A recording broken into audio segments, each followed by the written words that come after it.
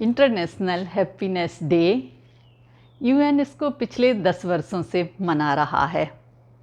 हर वर्ष वो रिपोर्ट प्रस्तुत करता है।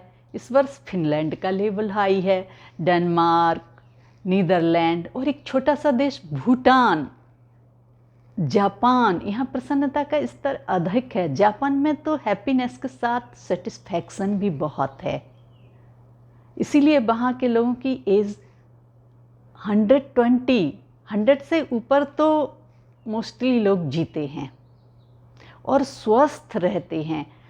हॉस्पिटल के चक्कर लगाना और बिस्तर पे पड़ना ऐसा नहीं है उनके साथ। वो स्वयं अपने सारे काम करते हैं,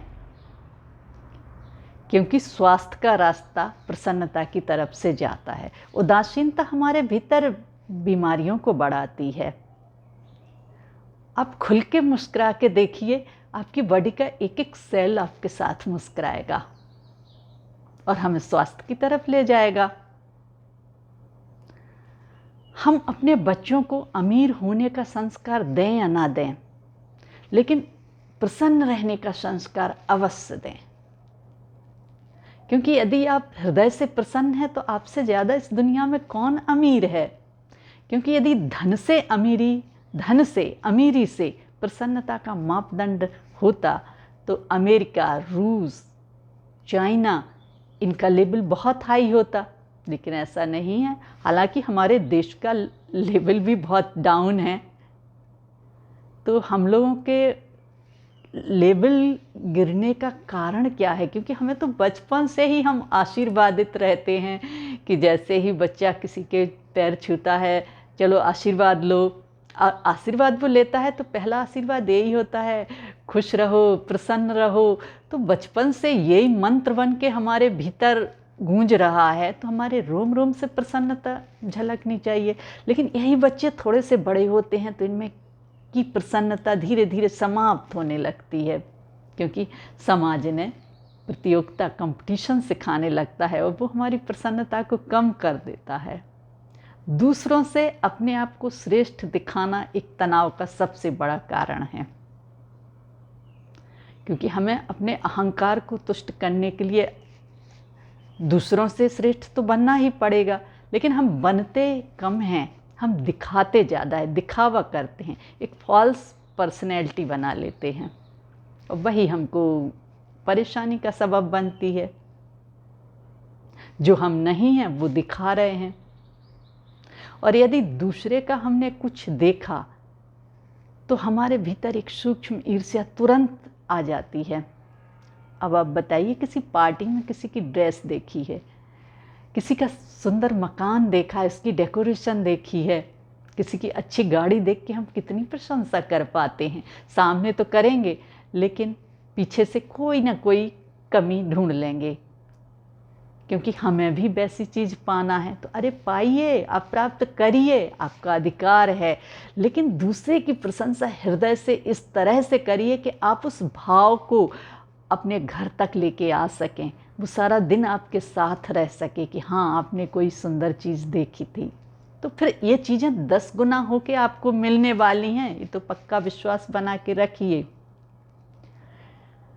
ईर्ष्या आपकी पर्सनैलिटी को डैमेज कर देती है, तो इसको पहचानना पड़ेगा आपको। आपको लगेगा कि लॉजिकली आप सही हैं, कोई ना कोई आप दूसरे में कमी देख रहे हैं। कोई ज़रूरत नहीं है कमी देखने की, भगवान ने हमें उसकी कमियां देखने के लिए नियुक्त नहीं किया है, हमें तो खुश रहने के लिए इस पृथ्वी पर भेजा है।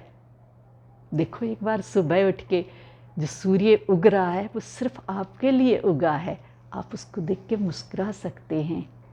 ये जो फूल खिला है ये सिर्फ आपके लिए खिला है, आप इसको देख के मुस्कुरा सकते हैं, पूरा दिन खुश रह सकते हैं।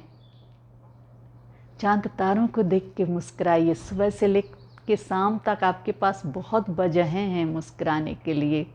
यदि आप नहीं मुस्कुराते हैं तो आश्चर्य है। अब एक छोटे बच्चे को देखिए कि अब वो मुस्कुराने के लिए कारण ढूंढता है, अकारण ही मुस्कुराता है, आपको नहीं भी जानता है फिर भी मुस्कुराता है। लेकिन आप जिन्हें जानते हैं उनको भी आप एक अच्छी मुस्कुराहट नहीं दे पाते हैं। वो भी एक बेचैनी भरी मुस्कुराहट होती है, क्योंकि आप निरंतर निरंतर कहीं और दौड़े जा रहे हैं। कहाँ? धन के पीछे। धन कमाना बहुत अच्छी बात है, धन कमाइए। हमारे जितने भगवान हैं सारे ऐश्वर्यशाली रहे हैं, लेकिन साथ में सेटिस्फैक्शन भी होना चाहिए, जो कि जापान में है। धन का असली उपयोग तो आप संतोष के साथ ही कर सकते हैं। जब, तभी तो कहा है जब आवे संतोष धन। तो हम इसको भी एक अलग लॉजिक निकाल लेते हैं, हम कमाते ही नहीं हैं, गरीब अपने उसमें ही संतोष कर लेते हैं, जैसी स्थिति है उसी में जी लेते हैं, वो कोई खुशी नहीं है। आप धन खूब कमाइए, लेकिन पूरी प्रसन्नता के साथ। आप कहीं से भी आसपास अपनी प्रसन्नता को खोने मत दीजिए। आप किसी दूसरे को अधिकार मत दीजिए। आप किसी को वजह मत बनाइए कि आप उसकी वजह से मुस्कुरा सकते हैं या उसकी वजह से उदास हो सकते हैं। आपके भीतर से प्रसन्नता आना चाहिए। अष्टांग योग में पतंजलि क्या बताते हैं? मुदिता या योग का गुण है, इसको कैसे, इसका विकास करना है।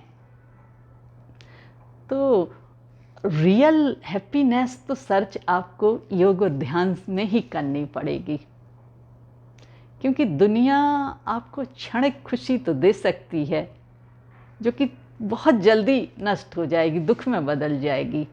और वहाँ से जो आपको खुशी मिलेगी वो अद्भुत होगी।